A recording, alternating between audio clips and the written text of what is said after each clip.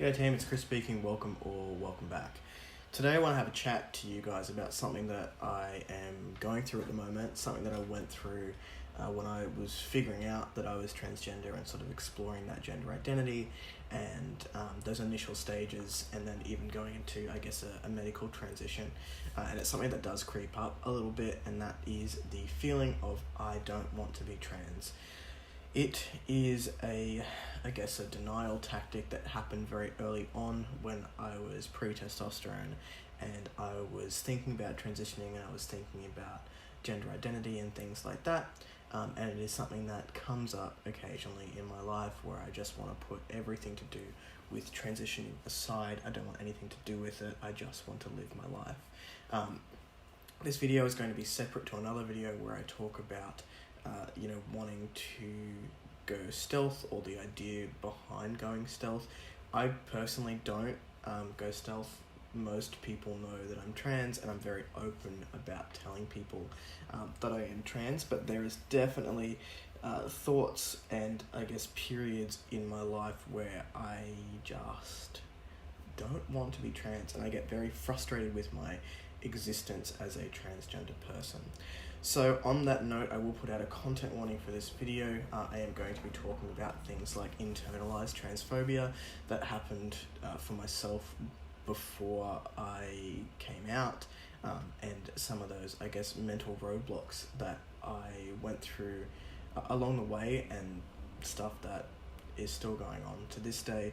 It doesn't come up often, but this latest slump has been months of just trying to not put too much stock in my own existence, and yeah, it's a weird time, a weird mental time, and trying to break down that barrier as someone who is so open about their lives with nearly everyone. And I will still happily talk about being trans, but mentally it's just like I don't want to deal with it. I don't want to acknowledge that I exist in a different way than other humans on this planet. And it's to the point where I don't want to talk to other trans friends because I know that, they are also trans, and that reminds me that I am, and my brain is not coping with that. Anyway, I do apologise because I am in my COVID best. As you can see, we're in a lockdown again in Brisbane at the moment, and I'm not feeling very well, so my partner and I went and got a COVID test, and we're waiting on results, and if we are negatives, then we will be booking in for our first jabs, which will hopefully be very soon. I have a wedding in 3 weeks' time, and we're in lockdown, so pray for me, everyone. Where were we? Okay, I'm going to start at pre-transitioning and then sort of talk about where I'm at now.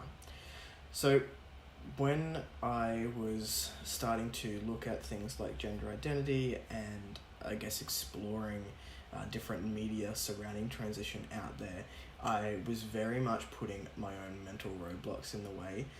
So I would watch all these videos on transitioning, and it would be people like Jamie Rains and Jackson Bird, and people who were within that mid to late 20s age range, because that's where I was, even though, they may have started quite a lot younger. I still was trying to relate to these people, but I also came across some young guys like, there's another guy, Jackson Milo. I gave him a shout out on my channel a while ago. Yeah, I think it's Jackson Milo. No offense,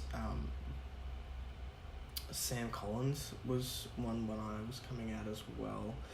But those sort of guys, and I remember watching all this content and then putting mental roadblocks my way, being like, nope, not about it.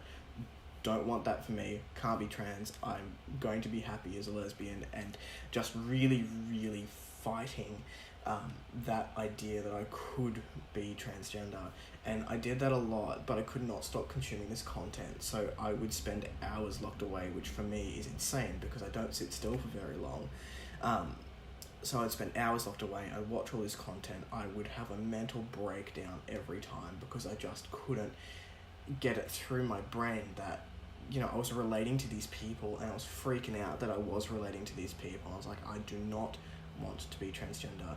I do not want to have the existence and the experience that these people have had, because it's so hard. I just don't want it. So I would try and convince myself that I was not transgender. I would try and convince myself that I would be happy forever being an androgynous female. When that didn't work and I had to, sort of question further, I was like, well, maybe I can be non-binary and still go by she, her pronouns, and no one has to know, and I can just do it for myself and know that in myself that I'm a little bit different. That lasted for about 5 seconds. I did not suit the non-binary life. I'm definitely not a non-binary person. I thought about trying to switch my pronouns to they, them. Again, that lasted about 5 seconds. And then I started asking people to call me he, him, and by Chris instead of my birth name. But even asking people to do that, it was like, I don't want to inconvenience you at all. I don't want to be trans. Like, I need to check. So yeah, going up into the medical transition and then seeking external psychological help, I was like, people in my life know nothing about this. I need help. And then I went to 2 separate psychologists because I didn't believe it's not that I didn't believe the first one, it's that I needed more. So the first one was sort of letting me just talk and explore other issues, which is a good psychologist, in my opinion, will always get you to talk about your other issues first, just in case, there's trauma there, or you need to work about all your stuff through, in my opinion. And then I was like, okay, well, this person seems to think that I'm not crazy and I could be transgender, but I need a second opinion. So I went and sought a second opinion, and even with that second opinion, I'm like, am I making this up? Am I just saying the right words because I've listened to all these videos? I do not want this life. Why am I saying these words? I was telling the truth, but those mental roadblocks were still there. I'm still like, what are you doing? Like, are you for real, or are you glamorizing this lifestyle? I think imposter syndrome played a big part there. Anyway, we finally got through to getting signed off on T, and that was quite a euphoric moment for me. I was like, yes, okay, finally. So I'm like, all right, well, maybe there is something to this trans thing, and I am definitely transgender, and we went down this road, and now we're here almost 2 years later. This last slump that I've been in, it's just, I'm trying to not deny who I am, because I'm still really open with everyone in my life, but I am very aware that I use openness as a defense mechanism.